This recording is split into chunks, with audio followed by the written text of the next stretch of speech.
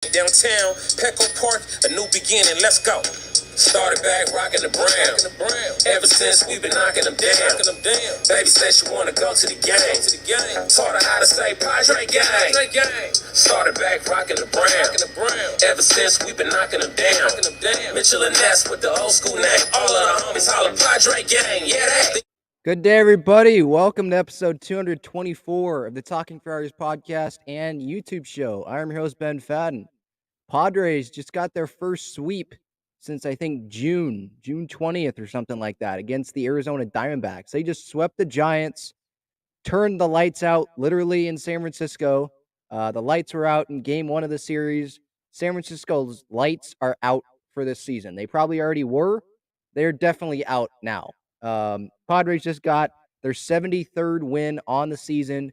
Josh Hader came into the game. Bob Melvin put him in a one-run game, and he got the save. Yeah, he was a little wild sometimes. Fastballs up. There was one fastball that was down and away to a lefty. Campy didn't catch it. Went to the backstop. Runner got to second. By the way, the runner that he allowed, that single, was just a little bloop single that Jock Peterson fought off. So this is very encouraging that, one, Bomel's confident enough to put Hader in the game like this after just being trash on Sunday against the Royals in a game they were already losing. And two, if Hader can pitch better, I'm not even saying if he can be Josh Hader, if he can just pitch better and be somewhat of a reliable reliever, that takes some of the pressure off of Nick Martinez. That takes some of the pressure off of Morahone and Suarez and Luis Garcia, because they don't have to probably pitch back-to-back days all the time leading up to the end of the season. I put out a tweet before Hader started that ninth inning, and I said, for some reason, I think Hader's going to get the job done today. And he got it done. I don't really know what that reason was. In my head, I was kind of thinking, I guess my reasoning in my head was, Bomel had, I guess, the balls to put him in. He trusted him. If Bomel is going to trust him after that trash performance on Sunday, he must have found something, right? He knows more than we do. Niebla must have found something with him if they're confident in putting him in, because look at the situation there. Like, if they're confident in putting him in, then I'm going to be confident in Hader today. Morahone, Garcia, both of them had already pitched. And so if I go to the bullpen chart that I put out on Twitter earlier today, so Martinez wasn't going to pitch today. He wasn't an option. Tim Hill, he's not an option as a closer. Chris Matt, he's not really an option as a closer. So what? It was between Steven Wilson, Robert Suarez, and Josh Hader probably. And he went with Hader. And I think, yeah, fans seeing, Hader recently, they'd probably be like, no, go to Steven Wilson or go to Robert Suarez. But Robert Suarez did have that shaky outing the other night on, when was that? Monday. I think where he loaded the bases. So maybe it's, for them, it was between Wilson and Hader. And they went with Hader. Huge props to Bob Melvin for being willing to put Josh Hader on the mound. And props to Josh Hader for continuing to grind and continuing to try to find it, right? I'm not trying to say here that Josh Hader, he's back, right? There were some wild pitches. He didn't look dominant, but he looked competent, if that makes sense. So I'm just happy for Josh that he was able to get this save. Hopefully he was able to get some confidence back after today. And I also think it was important that he was able to pitch today and get the save and get confidence going into this Dodgers series, because you're going to have to use him, I would think. 3-game series against the Dodgers. Dodgers do have competitive at-bats. You want to have someone who throws 99 up and in against the Dodgers, I would think, right? So he can get some confidence after this game or from this game. and then use him at some point during the Dodgers series. I'm not saying that he's, like I mentioned, I'm not saying he's back. I'm not saying that you have to use him multiple times during the Dodgers series, but I think that they were going to have to use him during the Dodgers series at some point. They're going to. So getting this out of the way, a successful outing out of the way, I think is really good for the team and for Hader's confidence. Um, before going into Dodger Stadium, like him going out there at Dodger Stadium, which would have been on 4 days rest if he pitches Friday, assuming, let's say he didn't pitch today and he has to go into Dodger Stadium in a high leverage situation and pitch 4 days off.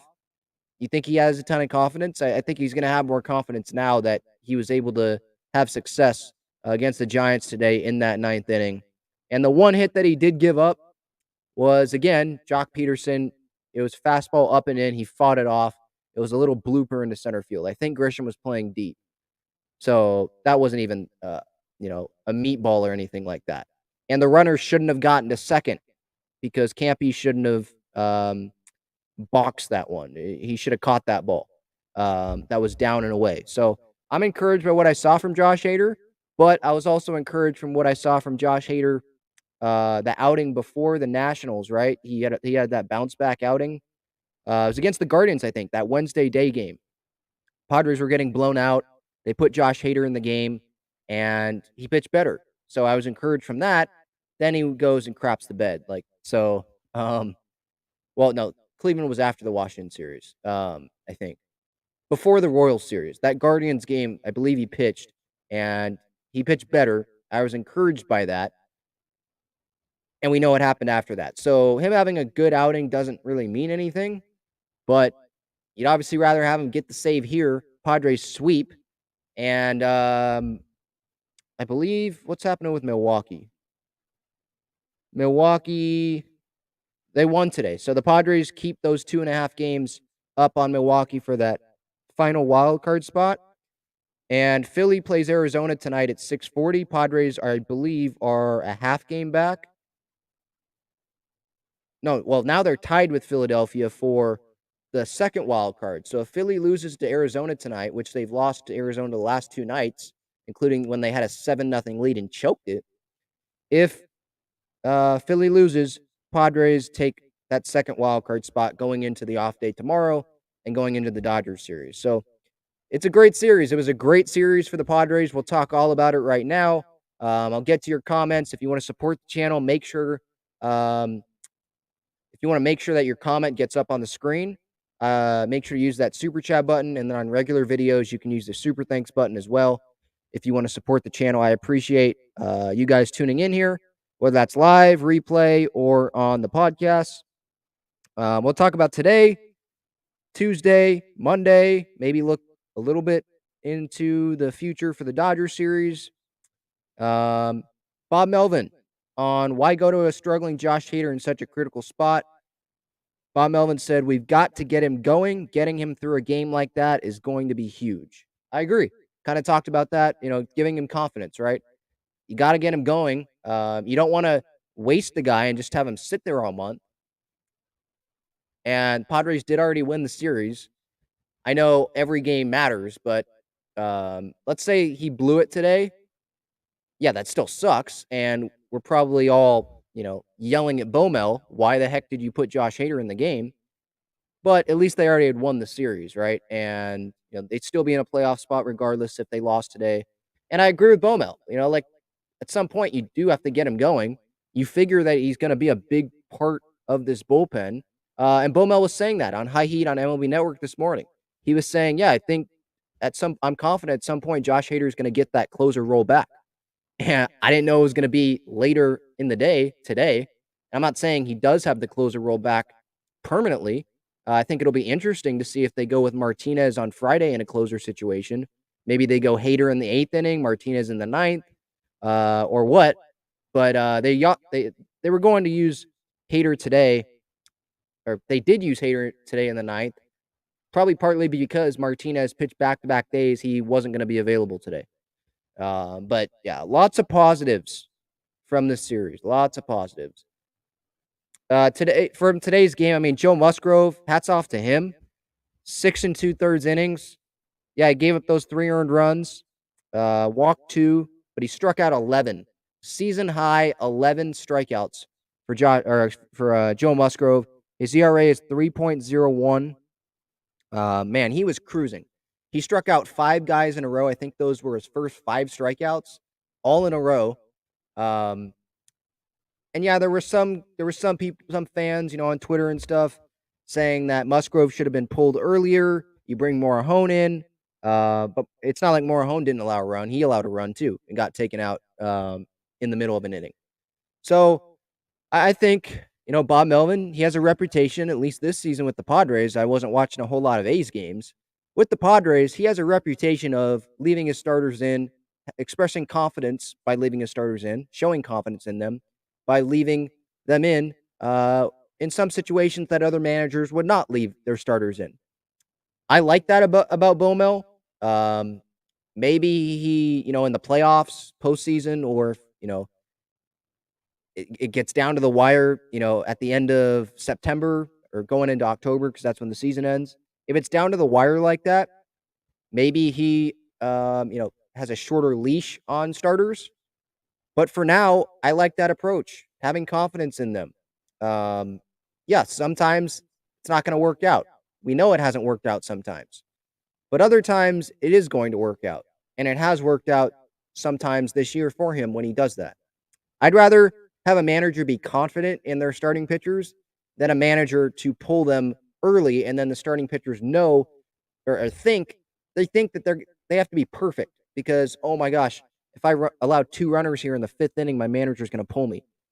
Like Tampa Bay Rays pitchers probably feel. I'd rather have the opposite, like Bob Melvin. Again, that might have a shorter leash in the postseason or late September, early October at the end of the regular season, but I was fine with that decision. I think Joe Musgrove would have just said, hey, that Jock Peterson run shouldn't have even scored because I didn't hit him. Go look back at that replay at Talking Friars on Twitter. Videos out there. Jock Peterson, he acted as he got hit. It hit the dirt, hopped over his foot, and the home plate umpire, because Jock told him, he initially didn't say that he got hit. But Jock told him he got hit, so he awarded him first base, and then the replay didn't do anything about it. I guess it was, you couldn't 100% say that Jock didn't get hit. From the video, from screenshots, it's pretty clear to me he didn't get hit. Of course, he scores. That's one of the runs Musgrove gives up. So it probably should have been 5-3 as the final. Peterson should have, or he could have got on, even if the at-bat extended, but that was BS. That call was BS. He did not get hit. Come on. The umpires were terrible this series, I thought. Today, the strike zone, holy cow. Yeah, I know a lot of them went the Padres way, but some of them went the Giants way too. That strike 2 on Cronenworth before he struck out swinging, it's not even close to the strike zone. What are we doing? So I'm ready for the robot umps, obviously. But Joe, he was on fire to start this game before he hit that rough patch, in the 5th inning, 6th inning? 6th inning? Or no, 7th inning. 6th inning, he gave up that double down the line, I believe. That barely was fair. It was still fair, though. Still got hit hard. But up to then, he pitched tremendously. And I don't believe the Padres have had Blake Snell and Joe Musgrove pitching great at the same time with the Padres. Musgrove was consistent last year, while Snell was bad in the first half. And he was out a lot of September because of the groin injury. Snell has pitched better as of late, but Musgrove has, been up and down as of late. But if he can pitch like he did today and Snell can pitch like he did yesterday, man, that's the perfect time for both of them to be pitching really, really good. Because guess what? We're going into September here, the stretch run, when you want your starters pitching well all the time. But if you want a time for your starters to pitch well, assuming that you're in the race, it's going into September right now. So that is a great sign for the Padres. Manny Machado was huge in this series. Holy cow. Today, bullets after bullets. I mean, the single to left, it was hit like 108 miles an hour. The double to right center drove in 2 runs. He finished, let me see here, 2 for 4 with 3 runs driven in today. He's hitting 306 on the year. Yesterday, he went 2 for 5, drove in a run. And then on Monday, went 1 for 5 as well, scored a run. So he impacted the team all 3 games in this series. He was good on defense, like usual. So he probably was the MVP offensively in this series. Grisham had the big home run yesterday. Brandon Drury had a big home run on Monday. But Monday, there was a lot of people contributing in that game. Today, obviously, if they without Manny, they don't win that game, right? Um, and then I keep going back to that Josh Hader point. I'm just so happy and pumped up for him that he was able to be out there, have his manager, his coaching staff, the pitching coach Ruben Niebla, be confident in him to go out there and get a save after he just sucked on Sunday against the Royals. Get the save to complete a sweep. I mean, I just couldn't be happy for the guy because he wants it. Um, and if the Padres can get a good Josh Hader, I'm not even saying the guy that didn't give up a run the first 2 months of this season. I'm just saying the good Josh Hader. If they can get that guy back, that's huge for this bullpen. That's absolutely huge for this bullpen. All right, I'll go through some chat here, some comments before going on to Tuesday's game. I'll check. Let me check. Just make sure I didn't miss anything that I wanted to talk about from today's game. Obviously, Hader's the big thing for me. I already talked about Manny. Yeah, I think that's it. Brandon Crawford was ejected early in this game from the check swing. I think that's probably, I mean, I don't know what Brandon Crawford said to the third base umpire there, Ryan Blackney or whatever his name is. But I think that was a little soft from the third base umpire to throw him out. He only has 3 career ejections, 2 going into this game, and you throw him out because he was pissed off at a borderline call in the first inning. I think that was a little soft from the umpire. But hey, I'm not a Giants fan, so cool. See you, Brandon. I know he helped the Padres win yesterday with all the errors that he had. Holy cow. Throwing ball, he was trying to kill the cameraman. That's what it felt like. I mean, the errors. Just, geez. He's fallen off a little bit, I think.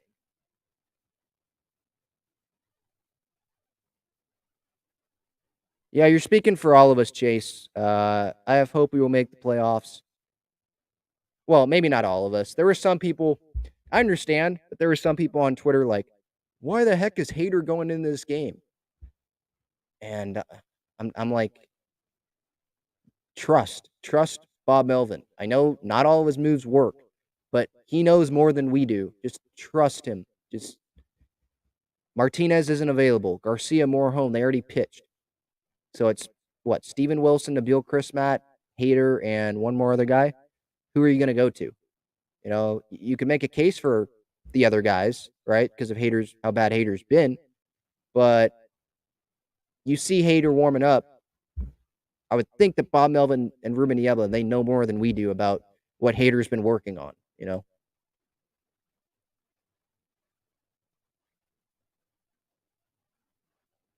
Oh, here we go. I don't know how to say this username. Kwame Wame 2 Raw. Sorry, I probably totally butchered that. My bad. But he says, I got an autograph from Hader and Darvish at the first game of the series when the lights went out. Yeah, I did see a video out there with Josh Hader signing autographs. And I mean, props to him for that too. It could probably be easy for him to just say no with all the struggles that he was going on with, or that he was having to deal with. Not throwing strikes. It's like, man, I got to go work on my stuff. But being good to the fans, signing autographs, that's stuff that players don't have to do. But that's good out of him to do that still, even when he's struggling. I'm sure it's much easier to do that when you're dominating, right?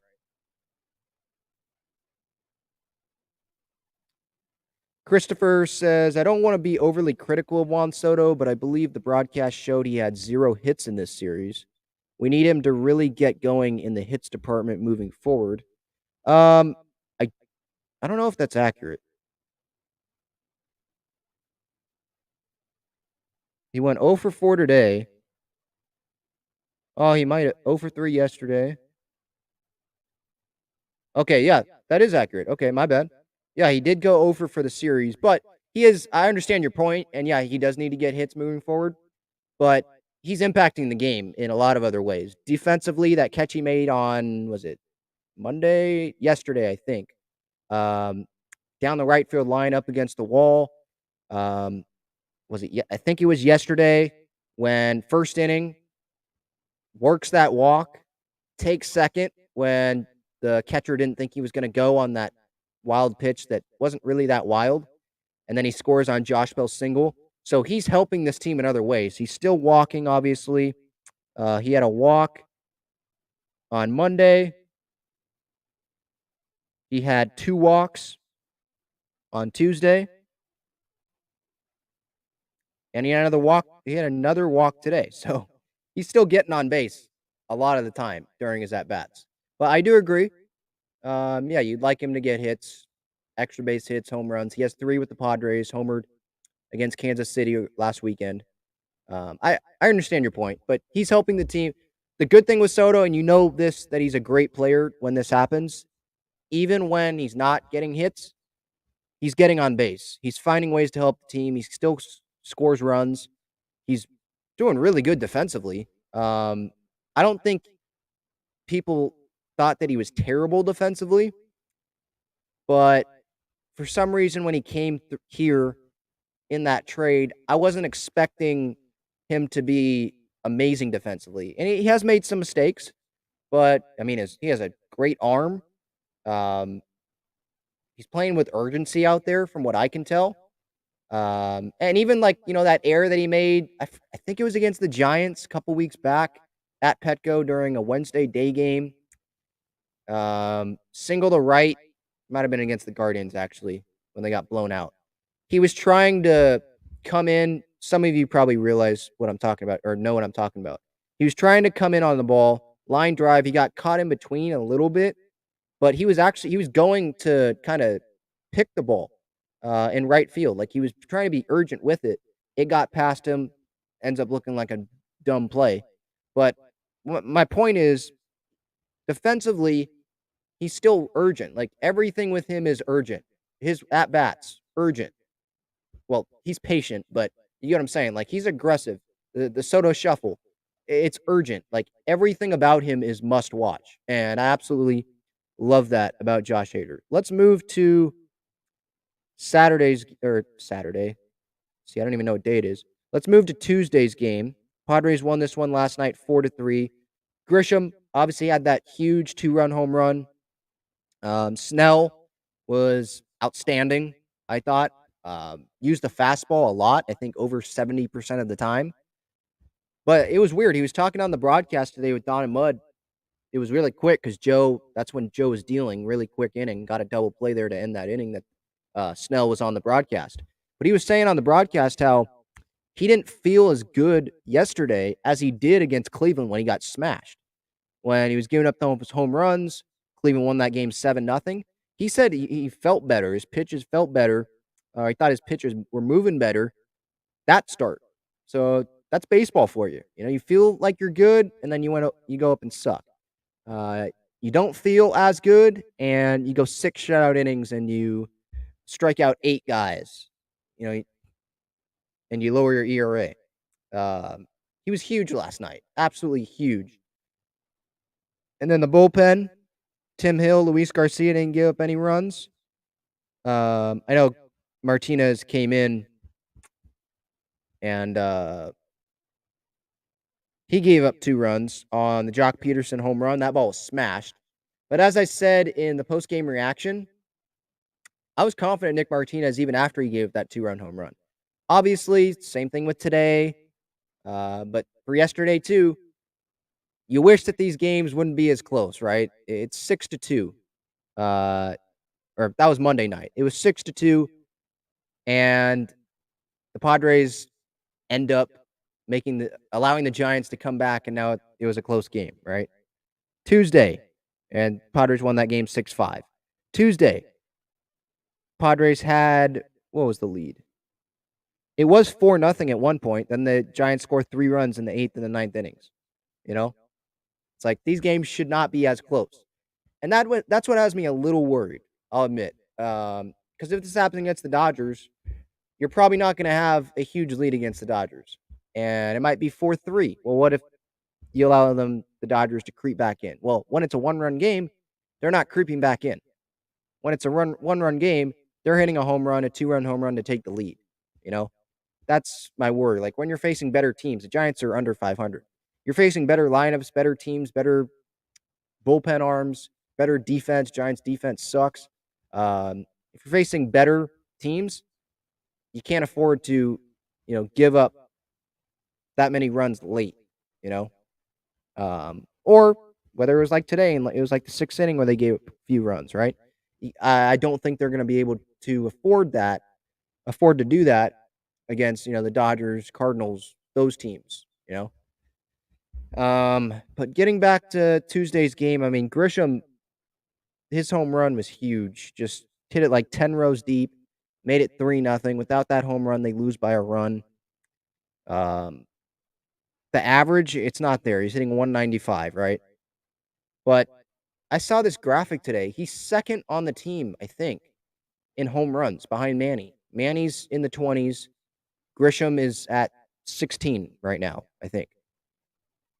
And so he is impactful. He has what, 2 walk-off home runs, I think, this year. One was against Pittsburgh. I know that one off the foul pole. So he is being valuable to this team. His defense has improved. Remember that really, really crappy stretch? It was against Colorado. Remember that ball to center and he just couldn't catch the ball? That's not happening anymore. His defense looks a lot better. So I like what I'm seeing out of Grisham as of late. Same thing with Nola. And Jeremiah with the home runs, I'm not talking about full home run years. I'm talking about home runs they've hit with the Padres. I think that's what the graphic Valley Sports San Diego had today. I think that's what they meant. And so Grisham, I think, is 2. He might be 3. I don't remember, but he's up there. So he's still having an impact on this team every once in a while offensively, and that home run was huge. And then let me re-jog my memory. The Padres taking advantage of obviously the errors, right? Where they had that wild pitch, Soto got to second, Josh Bell drives him in. And then you had, what was it, Manny? I want to say it was Manny. Profar got on, let me check, in the 7th inning. I think it was the 7th inning. Oh, no, Profar doubled. Okay. That wasn't a mistake. I guess I'm just referring to the Josh Bell single where they capitalized after Brandon Crawford's error in the 6th inning. That's right. There was no – I'm thinking of another game. There was no scoring until the 6th inning yesterday. And without Blake Snell, they don't win that game. If it gives up a couple runs early, we got a different story. And getting back to Nick Martinez, not worried about him. He gave that ball by Jock was absolutely demolished. Hit it into the McCovey Cove. I understand that. But I'm not worried about Nick. You go look at the changeup that he was throwing last night, how valuable he's been for this team this year. Like, one outing where he gave 1 home run. Like, I'm not going to get worried about him.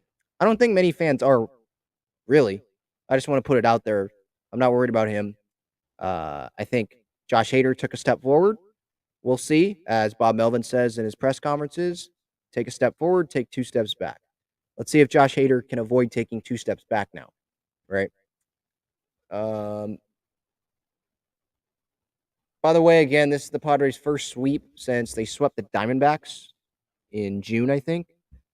June 20 through the 22nd. I think I saw that somewhere earlier today.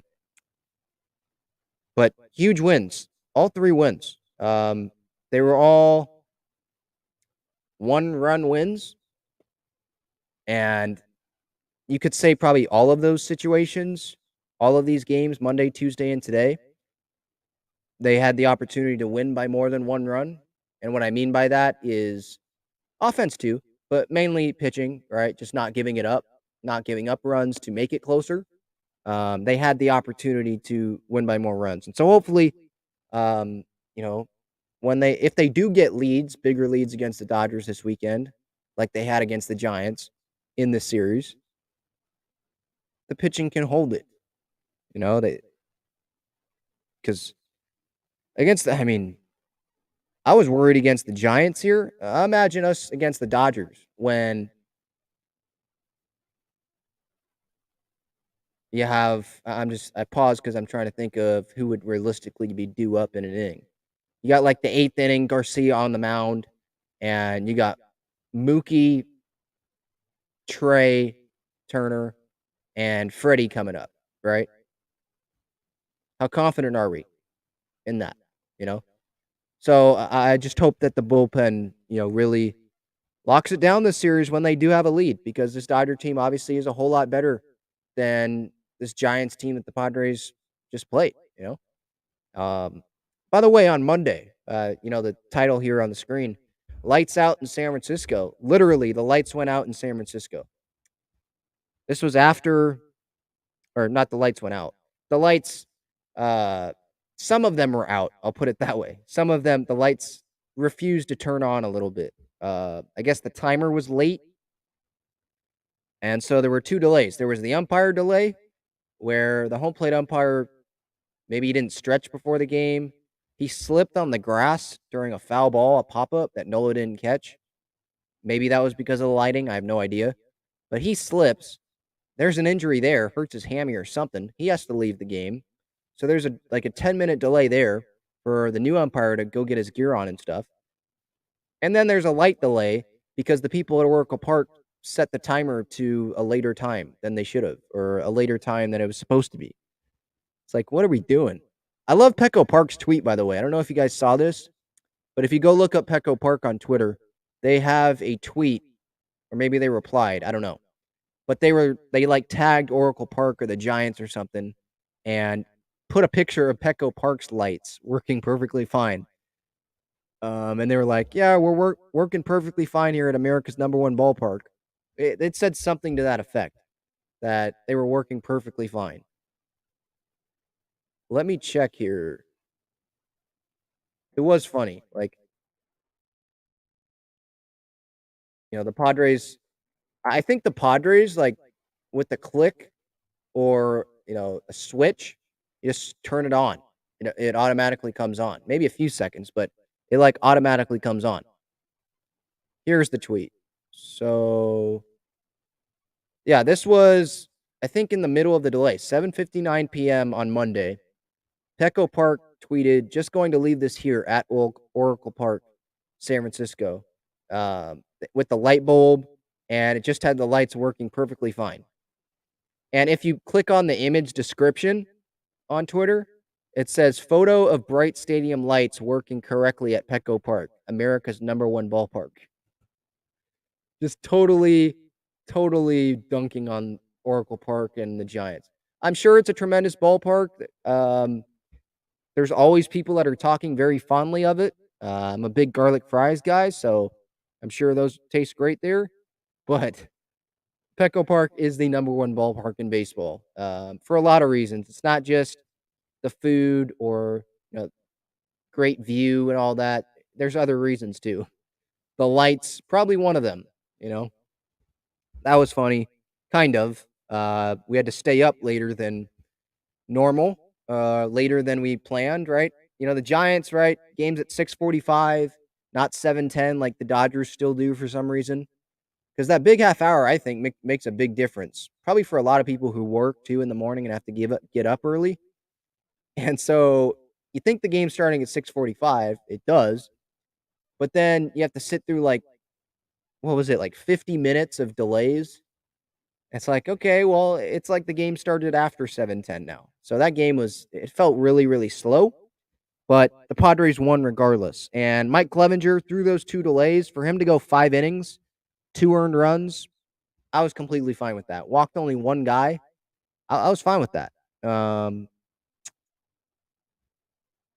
coming off Tommy John, obviously. I don't pitch in the big leagues, obviously. We don't either. None of you guys do. So we're not going to know what it's like to have to sit through 2 delays. I don't know if Clevenger was throwing underneath or something during that. I did see him sitting there with Nola for a little bit during during the delay, but I assume that's hard on a pitcher. Like more mentally, like I'm supposed to be pitching right now and I'm sitting here not doing anything. There's no game going on. Because there's probably, you're pitching in the league for years and years and years. Clev's a veteran. He probably has that clock, that internal clock. Like, okay, even if an inning goes long, like I'm going to be sitting here for 30 minutes max. Well, the delay ends up being what, 50 minutes combined, right? And Rodon actually came out first after the light delay. So Clevenger actually had to wait longer. And Rodon, he only ended up going 4 innings, gave up 5 runs. Padres offense got to him early. On the pregame show before Monday, I said that was probably going to be a big key. And Josh Bell with the single first inning after Soto got the second on that wild pitch. Again, that wasn't that very wild. And Brandon Drury with the 2-run home run. And then with Rodon still pitching after the delay, Austin Nola with the single to left, Myers and Crony scored. That was huge. Crony, I believe that's when he singled. Let me go to the 4th inning. Myers walked. Oh no, he doubled. That's right. He doubled, got him and Myers into scoring position, 2nd and 3rd, and then Nola singles to left. So Crony, that was huge. That double there. I think he got a hit in all 3 games in this series, by the way, Jake Cronenworth. But that was huge from Nola. And then the bullpen, obviously. Morahone didn't give up any runs, 2 innings. And then Nick Martinez coming in. Yeah, I said on the post-game reaction, I did not like the pitch selection, that fastball where he came in the 9th, or was it 8th inning?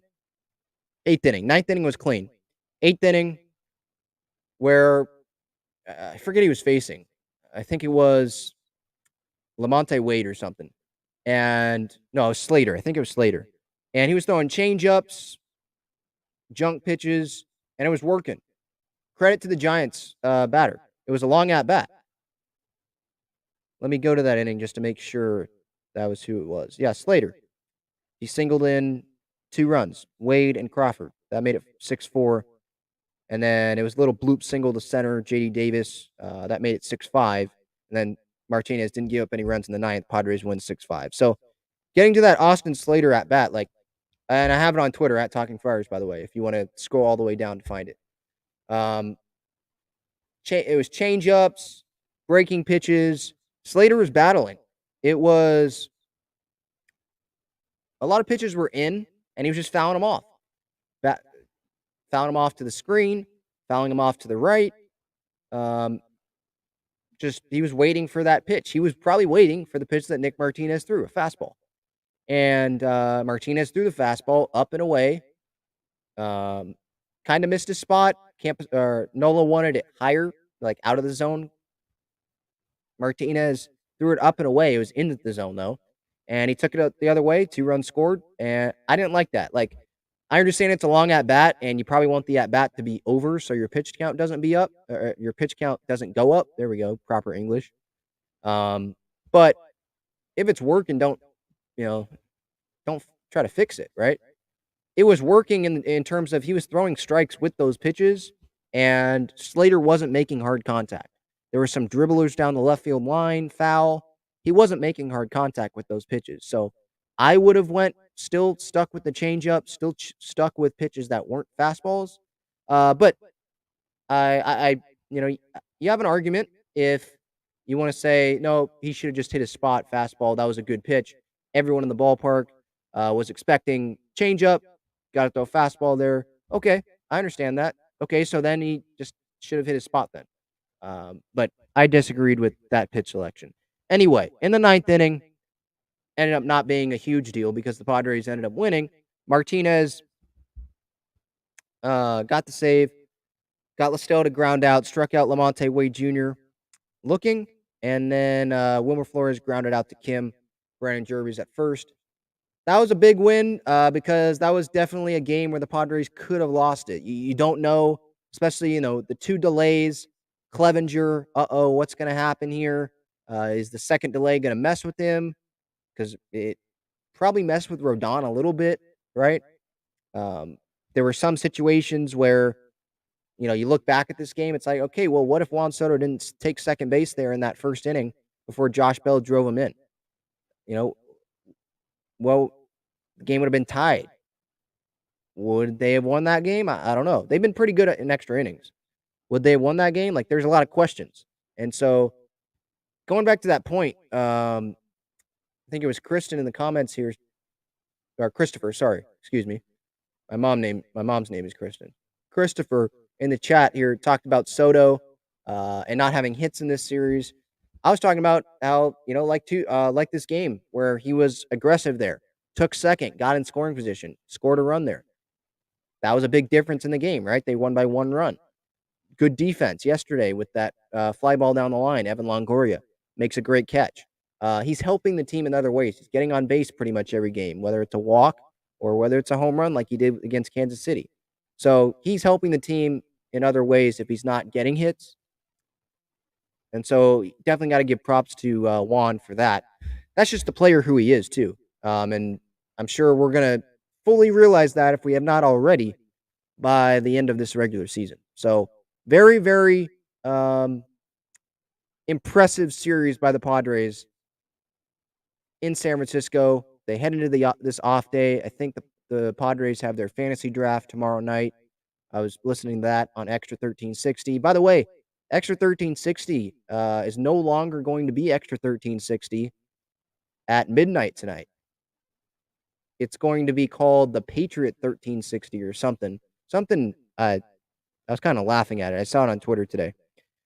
Extra 1360, those guys, they're headed now to 760, and they're calling themselves SD Sports 760. I want to make sure I get that right. Yeah.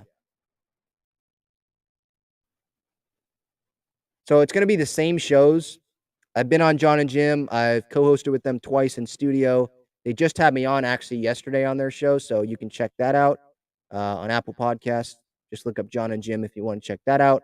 But it'll be San Diego Sports 760 on AM. That is their station starting tomorrow. But yeah, getting back to Musgrove, he was talking about how they're probably gonna have the fantasy draft tomorrow night on the off day. Maybe go to the beach a little bit and just chill out. I think the off day is big for Nola, right? Catching. I know he had the off day today. By the way, you know what? You got to give props to Luis Camposano, right? Got to give props to Luis Camposano. I was critical of the guy on Sunday. I didn't think he looked good. I thought he wasn't showing that he was like mentally fully there. Getting backpicked at second base when Manny's already up at the plate. He's in scoring position. That was a bad look. Trying to be the hero and throw the guy out at third base trying to steal when he was going to be safe. And throws it away, cost the Padres a run. Setting up a lot of the time down the middle. I still don't like how when he's here with the glove, drops the glove down and then brings it back up. If you look at Nola, Alfaro, they don't really do that. And I think that if I was a pitcher, that I'd like the Nola type that kind of leave the glove up there for the target. But today, you got to give props to the guy. I think he was a lot better. And also props to Joe Musgrove, spending a lot of time with Camposano. Monday night when Clevenger was on the mound, he literally spent that game talking to Camposano about tendencies, the Giants batters' tendencies. Like, okay, 2 outs here. Well, I don't know if this was a situation, but I'm just throwing it out. This is probably what was happening. 2 outs. Evan Longoria's up at the plate. Runner on second. okay, what would you do here? Because Camposano, I guess, was calling the pitches today. Musgrove shook him off sometimes, but he doesn't really shake off. I didn't see a whole lot of him shaking Camposano off, so they seemed like they were on the same page, or at least a page closer to one another than Manaea was with Campy on Sunday, that's for sure. Yeah, he should have caught that ball in the ninth inning with Hader on the mound, put a runner in scoring position. Runner should have been on first base when Hader got the save. But other than that, I mean, I thought he looked a lot better. I don't know how much of framing credit I give him. I know a lot of people on Twitter are like, man, Campy's actually really good at framing. Maybe, but the umpire was just terrible for both teams today. Adrian Johnson, I think is his name. Like, when the Padres were up at the plate, I mean, I go back to that Cronenworth strike. There were 2 strikes. I think it was Croney's last at bat. It was like a foot outside. Strike? Um, the umpire, I mean, last night, there were Garcia threw a two-seamer right inside the strike zone easily, and it was a ball. I just don't know how much impact Campy's framing has on calls, but it does look good. I'll admit that. Like on TV, looking at how he receives the ball, it looks good. I would just rather have that firm target there the whole time. That's just me. But credit to Camposano for putting in the work, spending a lot of time with Musgrove, and I guess you got to give some props to Nola as well. I did read Kevin Acey's newsletter this morning that talked about how Nola was in that pitchers meeting today before the game with Campy and Musgrove, or he was at least going to be. And so both catchers are invested in that day's starter when they need to be. And Campy, it seemed like him and Musgrove, they worked their butt off to get on the same page prior to today's start, and it worked out great. Musgrove, he was striking out a lot of guys early on, and he wasn't shaking off a lot of Campy's pitches that he was using to strike out guys. So, again, applause for Camposano today. He was much improved, I thought.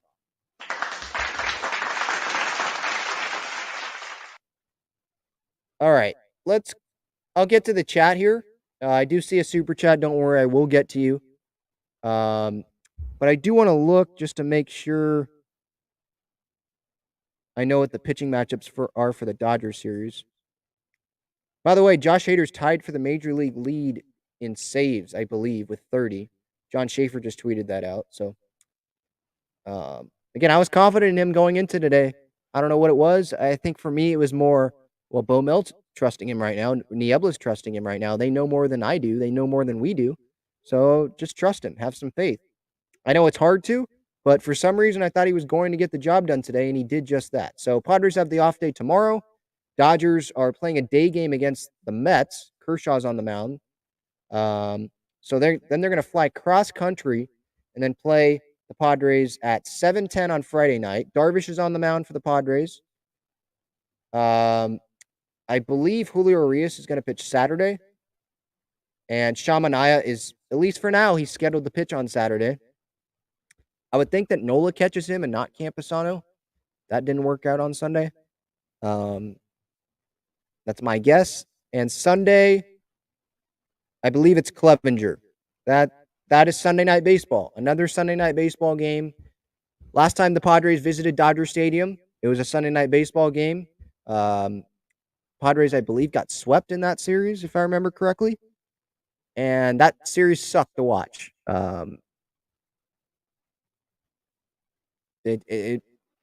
Seeing Sunday Night Baseball, ESPN, they have Peter Seidler on the broadcast, and they're talking to him about the Dodgers a lot. Give me a break. Vin Scully, he had just passed away, so I understand that. But they were just talking about his history with the Dodgers and his family's history with the Dodgers. And it's like, can you focus on this team, the Padres? That was annoying. But I'm hoping for a better result. The Dodgers, they have 90 wins already this year. Could have 91 by the time you're listening to this, because DeGrom is facing the Dodgers today. I would think the Mets are going to win because DeGrom's on the mound. The Mets are a better team offensively compared to past years. And that could be the National League Championship Series. Those are definitely the two best teams in the National League right now. Dodgers and the Mets. So we'll see. I'm excited for this series. I think they're having better at bats. The Padres are. They're being more aggressive. I was encouraged by what I saw from Josh Hader today. I love what I'm seeing from Nick Martinez. Um, and then I trust Darvish. Mania, not so much, but you would think he's not going to be as bad as last time out. I mean, you can't really be you can't really be worse than what he was on Sunday, right? Last Sunday. And then Clevenger, I trust him. So it's going to be tough. I think Gonsolin's Friday, Urias is Saturday. I don't know who's Sunday for, or it might be, is it Dustin May? Dustin May might be Friday, actually. Yeah, Gonsolin's on the IL. Sorry. I think it's May Friday, Urias Saturday. I don't know who Sunday would be. But yeah, that's what we got going this weekend. 7:10 on Friday, 6:10 on Saturday, and then 4:08 Sunday Night Baseball on Sunday. The Mets are already up 2-0 on the Dodgers right now, so that's good. And the Brewers, by the way, for just tuning in, they won 6-1 against Pittsburgh today. So the Padres still are up 2.5 games in the standings for that last wild card spot over the Brewers. Technically, they're 3.5 up because they have the tiebreaker over Milwaukee. So all things are good right now for the San Diego Padres. All right, let's end this with some chat. By the way, quick updates. By the way, I lied there. I'll get to the chat. I have a couple of notes here. So Major League Baseball announced today that the Padres are going to play 2 games in Mexico versus the Giants, 2 home games. April 29th and the 30th of next season. It's at Alfredo Harp Helú Stadium. I think that's how you say the name. I think I saw a statement from Eric Grupner. I think he's a minority owner of the Padres. That's the guy who has the stadium named after him. Remember I think the last time they went to Mexico, they got no hit by the Dodgers. So hopefully that doesn't happen again. But this team's gonna have Juan Soto on it, right? That year's team had Christian Villanueva, might have had Chase Headley still. Who else was on that team? It was 2018. So I think Freddie Galvis was on that team. I'm actually kind of interested in this to see how far we've come since 2018. Give me 1 second here. I'm trying to pull up this game. It was a combined no-hitter. I think Urias pitched in that game. You know, you had Renfroe, you had Jankowski, Franmil, Hedges, Manuel Margot. Those were the days, man. Just kidding. Hosmer, obviously. Okay, where can I find the schedule, the results? I forget what day that was. Mexico City. I think it was a Sunday game. Was it Sunday, May 6th?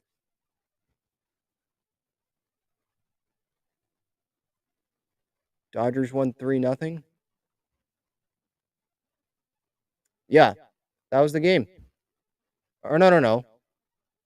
Padres won 3-0 that game. Was it it might have been the first game of that series.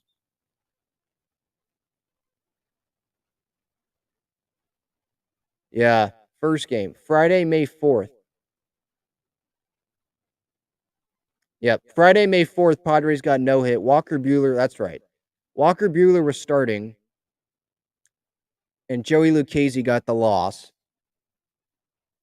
Jose Pirela was batting leadoff. Hosmer, Christian Villanueva, Franchi Cordero was playing left. Rafi was at catcher.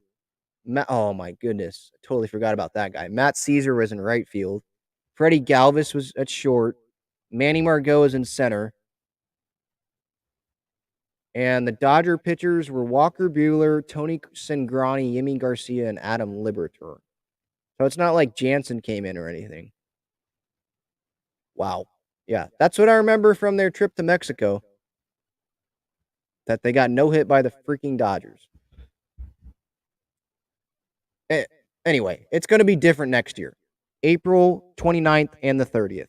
Another update, Fernando shoulder surgery was postponed. It was supposed to take place on Tuesday. Remember, he apologized last week, said he was going to have the shoulder surgery. So I liked hearing that. That was another step in the right direction, earning trust with the front office and all that. It was postponed because he has strep throat, I guess. And I heard this morning that it was going to be next week when the shoulder surgery was going to take place. I don't know if a date has been confirmed, but I heard that on Ben and Woods this morning. I think Ben Higgins said that. Don't quote me on that. I was working out. I think that's what he said. All right, let's end this with the chat. Padres just swept the Giants. Things are looking good right now. My mood is great right now.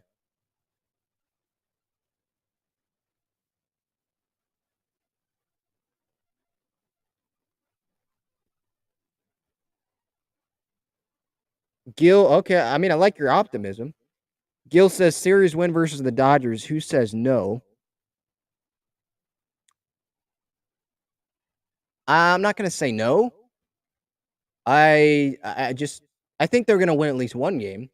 I just think the Dodgers are a very good team. So, yeah, you got to start winning series against the Dodgers eventually, right? You play 9 games against them starting on Friday, the rest of the year. So you're going to have to win some of those games to make the postseason. You just are. Milwaukee has too easy of a schedule for you to go 2-7 or something against the Dodgers, because then they could go 7-2 or something against the Pirates and the Reds, right? I'm in. I like your optimism with the series win. I don't think they're going to win Saturday with Manaea on the mound, but that's baseball, right?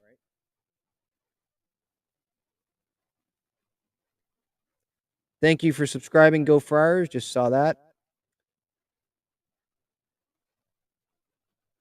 Yeah, and Jeremiah getting back to Campy. He improved over his first game. That's all we can ask for. I agree. He looked better today. Thank you, Matthew, for this super chat. Again, if you want to support the channel, you can do exactly what he did. Use that super chat button in the comments to support. And you can also use the super thanks button on regular videos. I make sure to get to every super chat that is shown or that someone puts up there, and I will put it up on the screen. Matthew here says, Bob should have pulled Musgrove after he hit the second guy. Too passive. The second hit batter, okay, that was bad, yes. And he did give up some line drives in today's game. But you got to remember, he didn't hit Jock Peterson. Like, that wasn't a hit batter. He did not hit him. You know? And like I said earlier, if you're going to have that argument of Joe should have been pulled earlier, okay. But it's not like the guys that came in after him didn't give up runs. Morejon gave up a run today. You know? So, look, I like Bob Melvin being confident in his starters. Like I said earlier, I'd rather have him be confident in his starters than him pulling starters early and starters feeling more pressure, thinking that they have to be absolutely perfect, in the 5th inning, or else they're going to get pulled. Thank you for the comment, though, Matthew. I appreciate that. So, Ben, do you think we see Hader close versus the Dodgers, or will it be Martinez?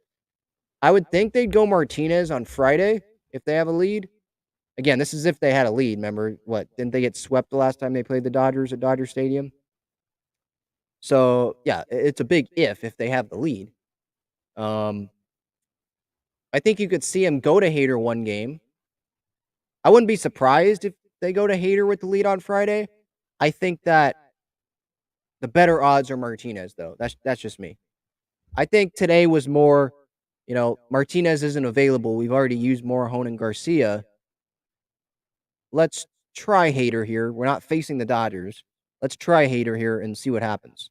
Because they did have, we'll have Steven Wilson up in the bullpen. And right after the 3 batters are done, if Hader's struggling, we'll put Steven Wilson in. Because that's what was going to happen if Hader was struggling. They had Wilson warming up. So maybe they do that on Friday. And they have Nick Martinez warming up, or another reliever warming up. So in case he is struggling 3 batters in, they yank him. I still would think that Martinez goes Friday, but yeah, I'm not Bob Melvin. I don't know. It's a good question. It's a good question.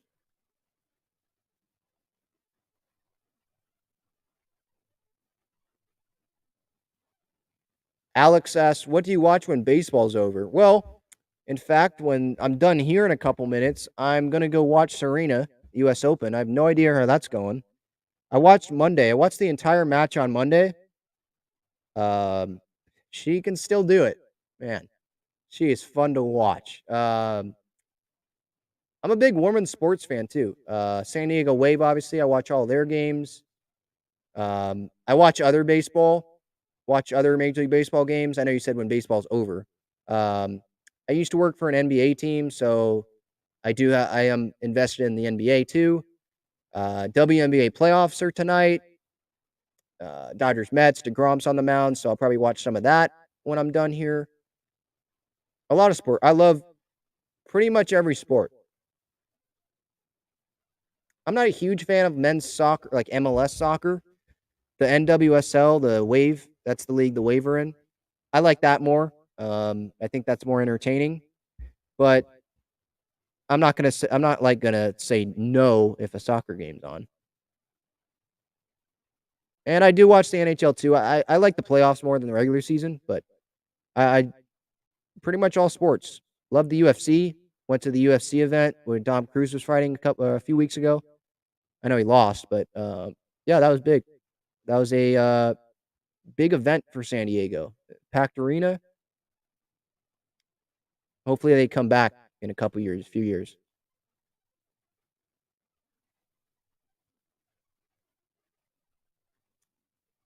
Jeremiah here says, so Ben, remember last time at Dodger Stadium, we were coming off those 5 games against the Rockies over 4 days.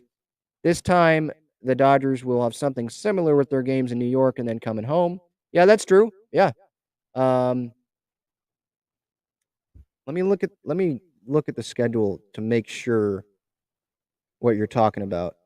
I believe you. I just want to see what was if that was yeah. So yeah, last time they were at Dodger Stadium, lost 8-1. That was the game Anaya pitched, I believe. Got smashed. Brandon Drury was at third base for some reason instead of Manny. That didn't make sense to me. Then they lost 8-3 on that Saturday game, and then they lost 4-0 Sunday Night Baseball. Oh, here's the pitching probables. So Jeff Sanders just tweeted this out. Darvish on Friday against Dustin May. Shamanai is still starting Saturday against Julio Urias. And then Clevenger on Sunday against Andrew Heaney. That's the pitching matchups. Dustin May is filthy, but Darvish is too. Saturday, I would definitely give the Dodgers the advantage there. Sunday, who knows? But national TV games, Padres usually don't play great those games. But hey, the expectation is that they win at least one game in this series. I know it's like, well, Ben, come on. Have confidence they're going to win the series. Well, they got to show me they can beat the Dodgers first, you know? Let's win one game and then let's win another game this weekend, you know? We got to take it slow. I think they'll take one game. That's my gut reaction.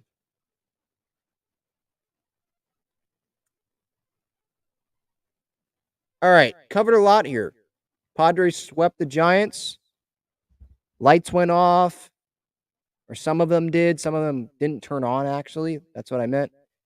Snell was lights out. Some of the bullpen was lights out. Manny Machado, I don't know if he could be lights out at the plate, but he was very, very good at the plate, hitting missiles. Loved what I saw from Josh Hader today. I know some pitches were outside the strike zone, but, you know, that was encouraging. Now, it won't mean anything if he struggles against the Dodgers, right? We'll go right back to the same conversation. But good for Josh that he was able to get out there, and really great job out of Bob Melvin, you know, having the courage, having the balls to bring in Josh Hader. You know, I know a lot of fans, if they were managing, wouldn't have done that. I would have. I don't know if I would have done it, but I would have been much more willing than some fans. I'll tell you that. I think you got to believe in a guy when you have a guy that's that talented, right? A guy that didn't allow a run the first 2 months of the year. You know, you got to believe in him. Put him back out there. At some point, he's going to find it, and hopefully, he's working towards that. So, Dodgers this weekend. This has been episode 224 of the Talking Friars podcast and YouTube show. I'm your host, Ben Fadden. This has been brought to you by Gaglione Bros Famous Cheesesteaks and Garlic Fries. GaglioneBros.com is their website. They also have those cheesesteak fries. Those are amazing too. Located on Friars Road, Petco Park. And they're also going to be at Snapdragon Stadium. So if you're there on Saturday for San Diego State's first football game, feel free. I think they're the east part of Snapdragon. I don't know where that is. I've never been there. I don't know the map or anything of Snapdragon. I don't have that in front of me, but I believe it's on the east side of the stadium. So if you want them, they're there. A lot of different places you can get it. All right, that'll do it. Episode 224. Padres sweep the Giants. First sweep in a while. They got at least a 2.5 game lead on Milwaukee in the standings, technically 3.5. Enjoy the night, everyone. Go Padres. I'll talk to you guys later. See ya.